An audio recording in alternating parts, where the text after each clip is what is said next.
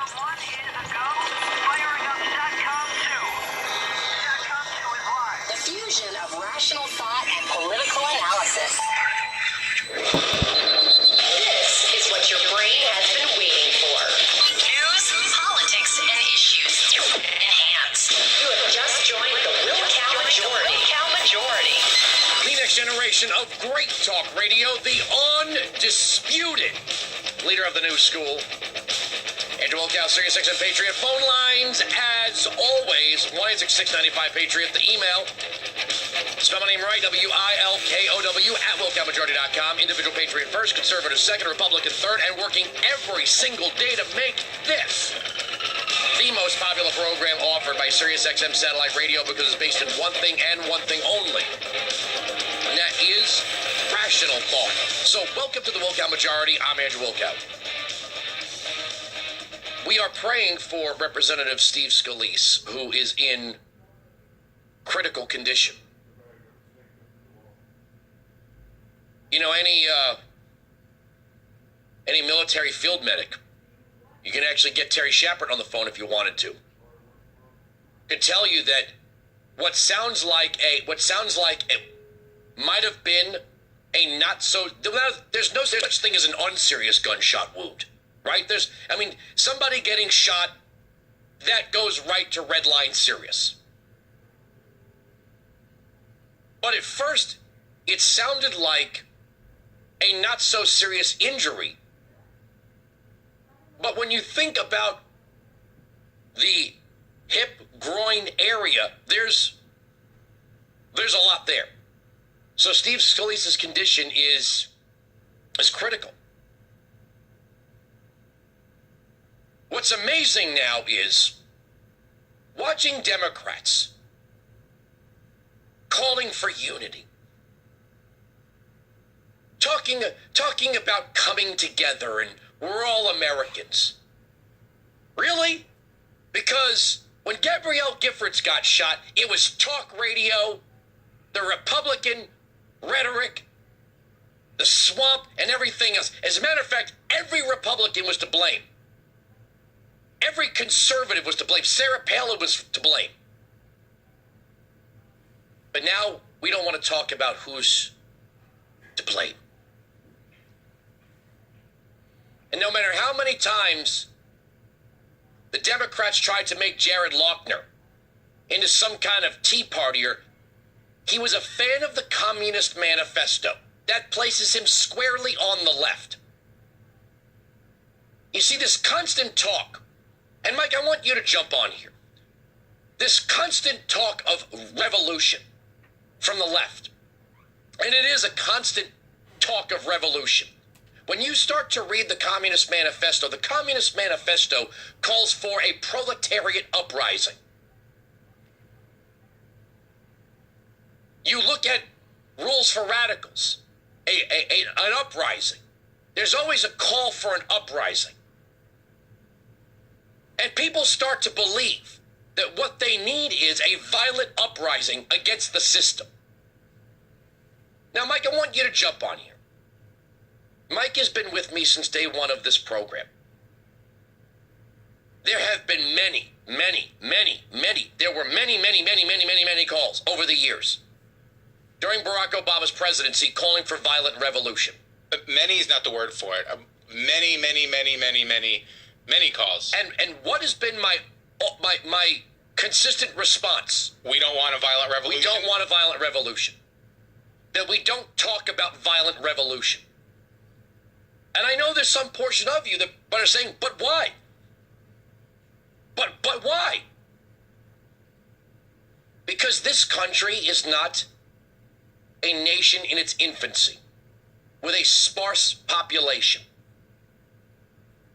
where people normally get their water from a river or a stream and are farming their food on their property. There would be bullets flying in the streets where your kids go to school. Power, water, hospitals would all be disrupted, markets disrupted. It sounds like a fantasy. And of the reasons why we never called for violent revolution beyond the fact that we don't want blood in the streets of this country is that one thing always happens after a failed revolution. The government becomes even more authoritarian because the population demands peace. And what you will find is what you will find in any major city after a huge riot.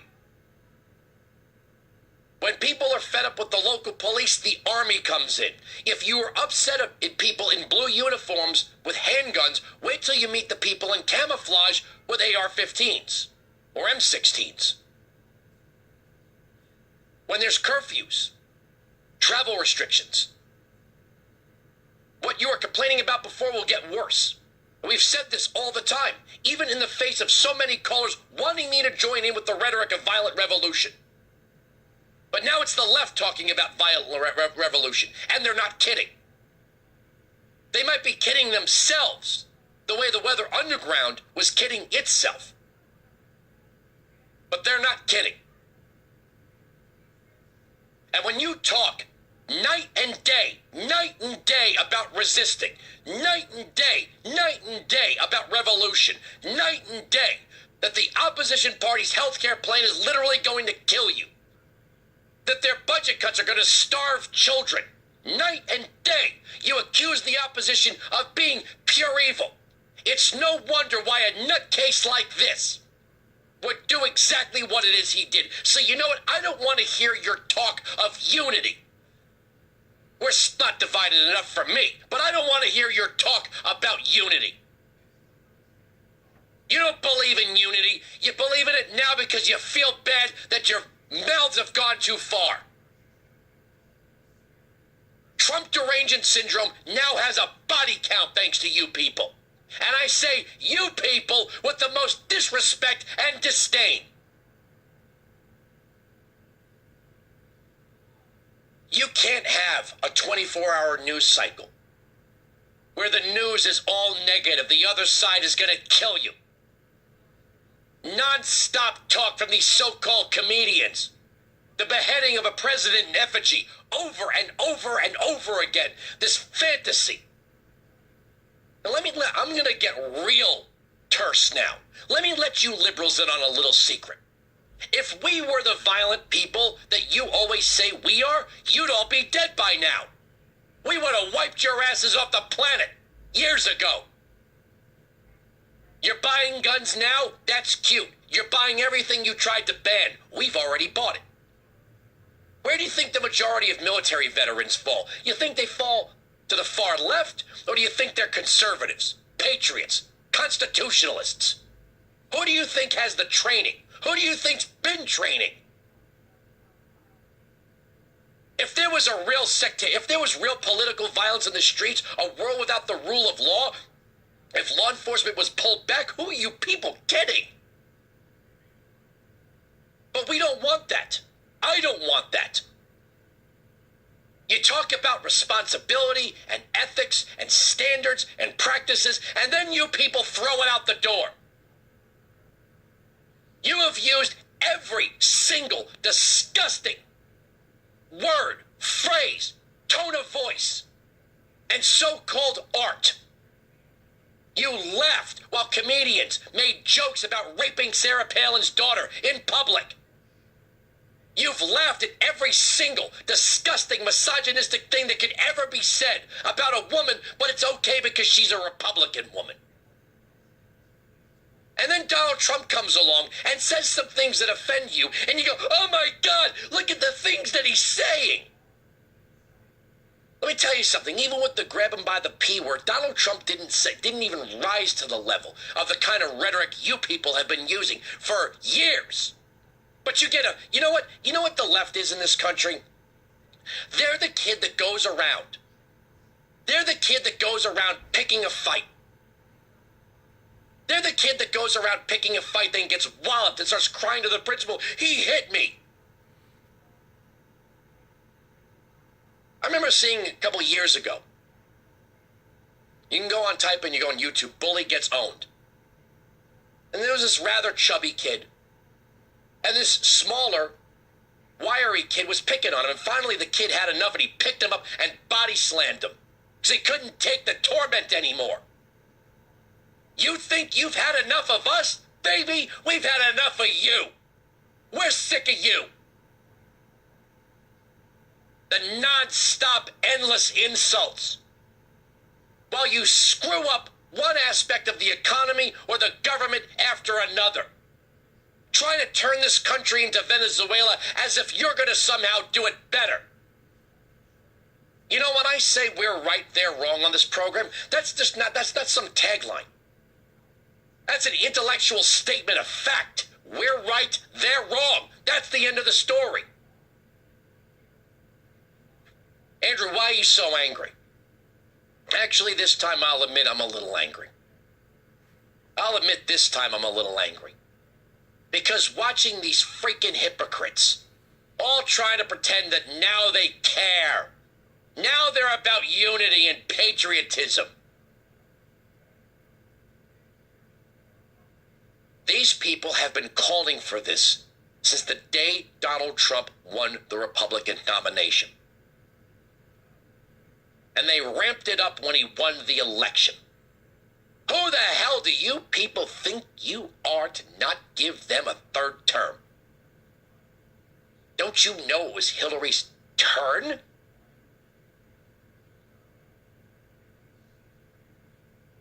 I'm going back to Dark Heart Island. I really am. I need to go back to Dark Heart Island. It's 5 o'clock somewhere. You know, I know a lot of my colleagues and I know a lot of people in this business that they like Fallon, and they like Colbert, they even like Jon Stewart. I don't get it. Colbert's a nasty, nasty, nasty human being. I don't think anything he does or says is even remotely funny, let alone smart, witty, or intellectual. And I felt the same way about Jon Stewart. I didn't get it. You got a staff of 30 people writing a show. And because you have a somewhat gift to deliver the lines in the teleprompter, everybody thought you were smart. Oh, Jon Stewart's the intersection of pop culture and politics. I watched the show a bunch of times just to, see what maybe I was missing something, and I never once heard anything smart on that show. Sarcasm. Sarcasm has its role, but you know what intellectual liberals tend to do with it more often than not? Use it as a cover for a lack of intellect and understanding. I've been through this. I could sit there and give you a full-throated explanation as to why markets could solve every problem with healthcare. That choice, competition always brings down prices. It pushes innovation. It attracts investment. It creates jobs. Markets work. I get it. You want the 1% to get richer and people just not to be able to afford healthcare. Okay, that's great. That's a great way to run the system. What? That's what I deal with. Snark, sarcasm, masquerading itself as intellectual debate, wrapped up in a nice little package of absolute hate and vitriol. You know what it is? It's this the left in this country is bogged down with a sort of passive-aggressive nature. You start to steep yourself in the works of Marx and Engels and Alinsky and others. Mao. You start to read it. And it has the effect on you that Mein Kampf has an effect on some people. They punch out of reality and into this world where they want to grow a beard, wear a beret, and start a revolution. For what? Again, it's like the Antifa people. You're going around beating people who disagree with you, and you call yourself the anti-fascist. You aren't the anti-fascist. You are the fascist. You know the people who want to reject the government but want the government to pay for health care and education and transportation and create jobs? That's the government. That's big government. 966-695 Patriot 957-2874. We are right. They are wrong. That is the end of the story. The arguments on this radio program cannot be broken. Sirius XM Patriot.